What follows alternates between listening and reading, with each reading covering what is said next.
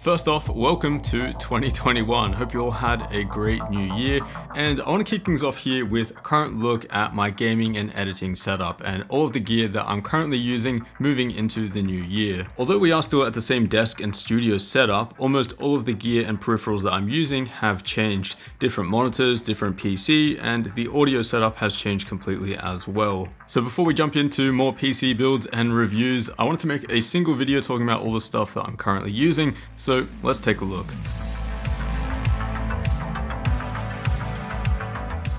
So let's start off with the parts of this setup that haven't changed since my last update about a year ago, but we'll still go over those things for those of you who haven't seen this setup before. So the desk is the IKEA Idarsen in black, and it's a great desk, built really well. In fact, there are no scratches or marks on this even after a year's use. I really love the industrial look of this desk. It almost looks like it should be in a workshop with those big heavy duty metal struts, and it also comes in an electric sit stand model if you prefer that. You've also got a very useful cable management net underneath the desk, which as you can see I've got fully packed. Next to that is the IKEA Alex drawer unit, which is pretty much essential for stashing away even more clutter that I've got. It's pretty straightforward and the grey matches the desk quite nicely. Also matching is the chair, which is the IKEA Alifjal, which is suitably black and grey. I've been using this one for around 2 years now and personally find it really comfortable. However, this chair doesn't have lower back support or a headrest, so if those are things that you're after, you might want to give this one a pass.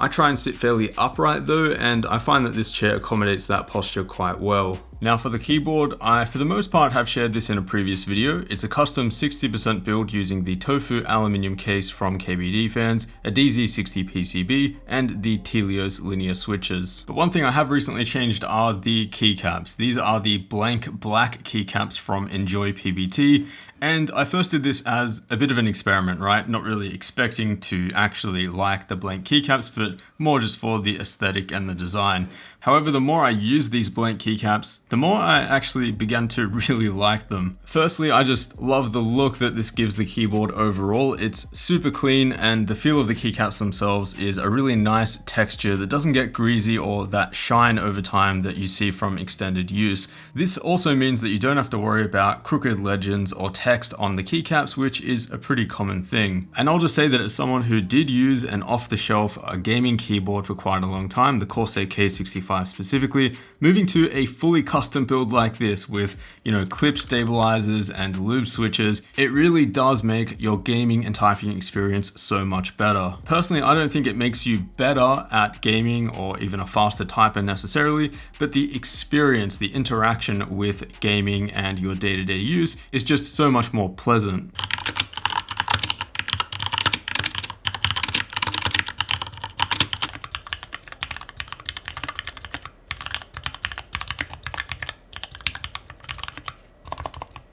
So I'm not in a rush to replace this build at all, but I'm definitely looking forward to doing at least a couple more fully custom mechanical keyboard builds this year. Now, of course, lighting is a big part of any desk setup, especially a gaming setup where you're spending a lot of time looking at a very bright screen for hours on end.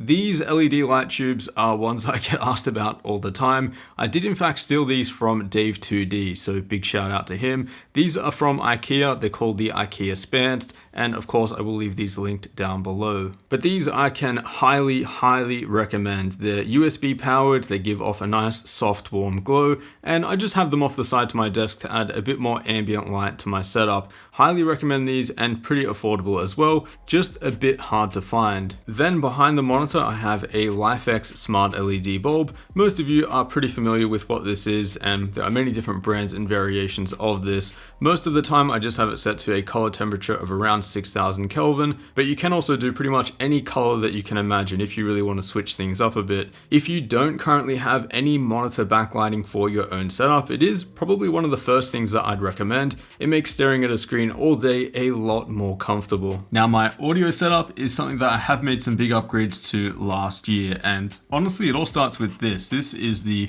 new audio interface that I've been using. It's called the Evo 4 from a company called Audient. Now, I have done a full video breaking this down and how it works, but it's a pretty pretty basic and minimal audio interface, 2 XLR mic ports at the rear, a headphone jack at the front, as well as a nice big single dial at the top. That controls your microphone gain, your headphone volume, and also the balance of your microphone and system audio that you hear through your headphones. I personally find that last one very useful when gaming, as that way I can monitor my own voice in real time alongside the game audio. Speaking of which, the microphone that I'm using is totally overkill for what I mostly use it for, which is gaming, but it's also really useful for if I want to do voiceovers or any kind of recording stuff at my desk.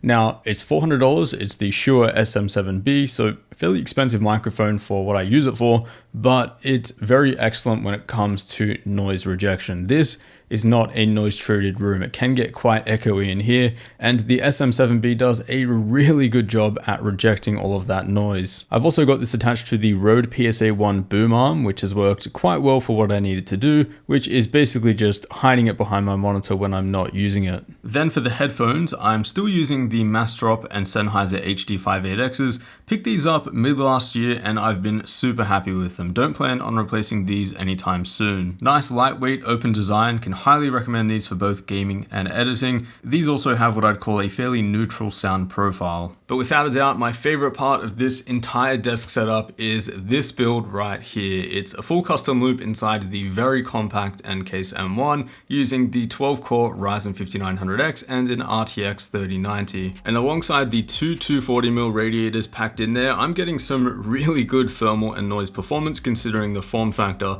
Not only that, but the outright performance of this system is just insane. With a 5900X and a 3090, this is pretty much the fastest gaming configuration that you can build today. Really appreciate the small footprint of this build as well. As most of you know, that's kind of what I lean towards for my own builds, and this means that it can also double as a gaming machine for my living room, as it easily fits behind my TV. So I will leave a couple of videos linked down below outlining how I got all of this set up and the thermal performance that you can expect.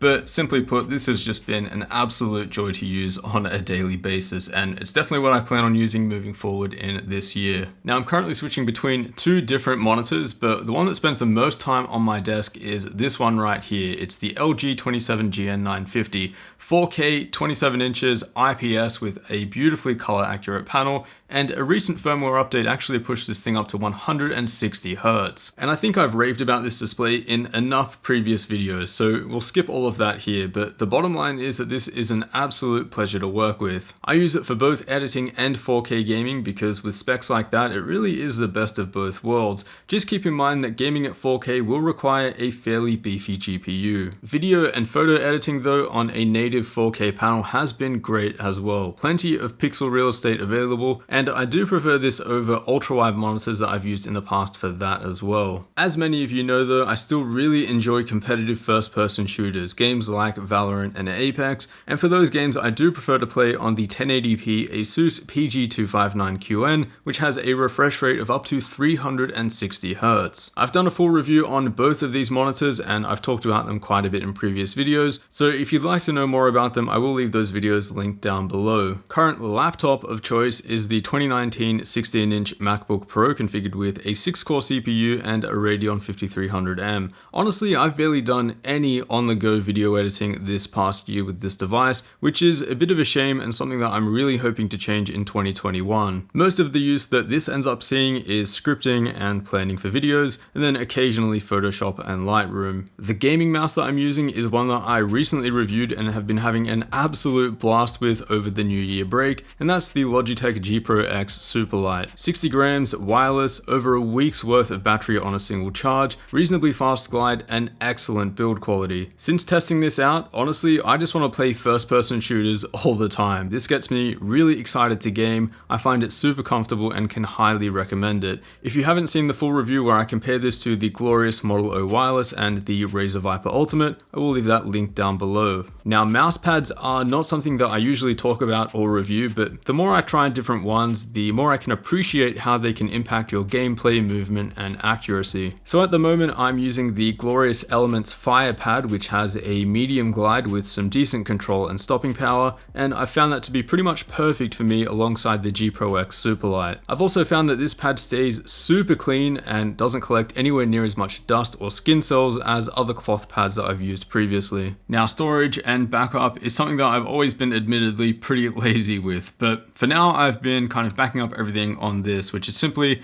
a 40 terabyte external hard drive bay which sits under my desk. It's completely local, so not a NAS or a server or anything like that, but for me that's all I really need right now. And I will mention that I don't back up and save absolutely everything because I shoot my videos in 6K RAW, so a typical video project ends up being around 300 to 400 gigabytes. At the moment I'm basically just saving the final video export, which is what you guys watch online, and then a handful of B-roll clips that I might find useful for future video projects. So there it is, all of the tech and the peripherals that I'm using moving into the new year, and hopefully this gave you some inspiration for your own desk setup, or at least answered some questions that you might have had. Of course, we never know what new tech will come out this year, so some of this stuff is bound to change, but for now I'm feeling really comfortable and productive with this setup. So as always, I'll try and link what I can down below in the description.